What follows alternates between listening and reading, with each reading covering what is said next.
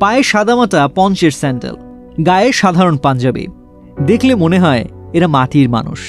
মাটি সেই স্নিগ্ধ ঘ্রাণ যেন তাদের শরীর ও মন জুড়ে।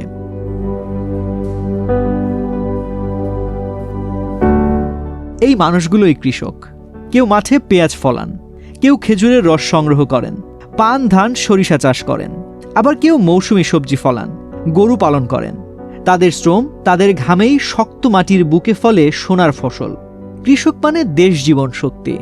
বাংলাদেশের অর্থনীতি, সংস্কৃতি এবং অস্তিত্বের মূল মন্ত্র কৃষক। কৃষক বাঁচলে বাঁচবে দেশ। ব্যবসা করবা হালাল ভাবে, কামাইতেও হবে, জমাইতেও হবে। জমাইতে তো পারি না। বিকাশ অ্যাপে ইসলামিক ডিপিএস খোলো, সপ্তাহে বা মাসে টাকা জমান, শরিয়া মোতাবেক মুনাফা পান। একই থানার 4 জন কৃষক, আবুল কালাম আজাদ মোল্লা, আব্দুল আজিজ মোল্লা, শফিকুল ইসলাম ও ইয়াসিন আলী মণ্ডল। রাজধানীর আশকোনার হাজি ক্যাম্পে দেখা গেল 4 জন একসঙ্গে ঘুরছেন, একসঙ্গে প্রস্তুতি নিচ্ছেন। এই কৃষকেরা এবার যাচ্ছেন মহান রবের ডাকে সাড়া দিয়ে পবিত্র হজ পালনের উদ্দেশ্যে।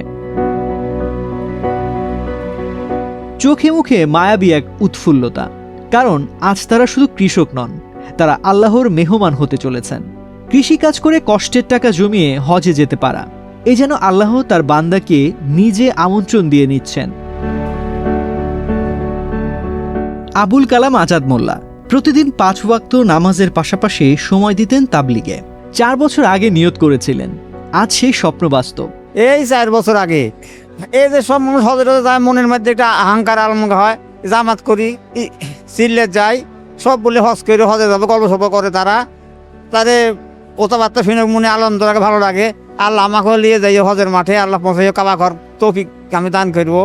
এই সব আনন্দের মধ্যে আল্লাহ রহম করেছে, করে তো এইটা আল্লাহ ফসল পানি দিয়েই হজে যাচ্ছি।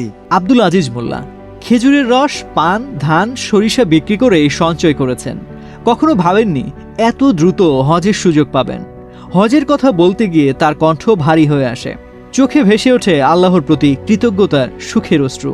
আমার ওই গরু, মোষ, সরষে, ধান, পান, মিষ্টি খেজুর গাছের রস, এই পয়সা আমার এই হজ করার মতো সামর্থ্য দিছে। এই পয়সা মানুষে হজ করে, আমি শুনি, মনে মনে আকাঙ্ক্ষা করি যে আল্লাহ মতো না, সামর্থ্য আমার নাই, আল্লাহ আমাকে লিখছে। শফিকুল ইসলাম 20 বছর আগে হজের নিয়ত করেছিলেন। গরু পালন ও কৃষিকাজের আয় থেকে অল্প অল্প করে সঞ্চয় করেছেন। দীর্ঘ অপেক্ষার পর আজ তিনি রওনা হচ্ছেন পবিত্র ভূমির পথে। সংসার কৃষি কাজ করে এবং গরু পুষে আমার টাকা লেগে দিয়েছে। আমার আগে থেকে একটু নিয়ত ছিল, আল্লাহ যাবে ছোটো থেকে হোস করে 20 বছর আগে থেকে আমার একটা ধারণা ছিল কৃষি কাজ করে এবং গরু পুষে আমাকে আল্লাহ নিজের হাতে টাকা করতে দিচ্ছে। আর একটা ছেলে শিক্ষিত করেছি, আল্লাহ দিলে ইঞ্জিনিয়ার হয়েছে, এখন চাকরি বাড়িতে আছে, চাকরি বাড়ি থেকে আমাকে সাহায্য করতেছে। ইয়াসিন আলী মণ্ডল সবসময় 5 ওয়াক্ত নামাজ পড়েন, নিয়মিত তাবলিগের সাথী। 8 বছর আগে সাথীদের কাছে ওয়াদা করেছিলেন টাকা হলে হজে যাবেন। সেই ওয়াদা আজ পূর্ণতা পেল। আমি আজ থেকে মোটামুটি প্রায় 8-10 বছর আগে তাবলিগ জামাত করতাম। তো জামাতে আমি যখন গেলাম তখন আমাকে বোঝা বলা হলো যে ভাই আপনি কি কাজ করেন? তো বললাম আমি সংসার করি। তো বলতে সংসার করেন, আপনি তো খুব বেশ মাশাআল্লাহ ভালো আছেন, তো আপনি নিয়ত করেন হজের জন্য। হ্যাঁ, তখন আমি ইনশাল্লাহ বললাম যে ঠিক আছে, যদি আল্লাহ আমাকে তৌফিক দেয় তাহলে আমি যাবো ইনশাল্লাহ। তো এভাবে নিয়ত করলাম। করার পরে 2-3 বছর পরে আমি একটা 3 চিল্লা দিলাম। 3 চিল্লা দিয়ে আমার মনটার ভিতরে একটা বিশেষ শক্ত একটা কিছু অনুভূতি এসলো যে মানুষ আল্লাহ চাইলে সবই করতে পারে, আল্লাহ আমাকে কেন নেবে না? হ্যাঁ, তখন আমি একটা মনোভাব করলাম আর আল্লাহর কাছে বললাম, আল্লাহ তুমি আমাকে পশ্চিমে যাওয়ার সুযোগ করে দিও। আল্লাহ পাক আমাকে আস্তে আস্তে এই টাকা পয়সা অর্থনৈতিক দিক দিয়ে সহযোগিতা করছি ইনশাল্লাহ অনেক।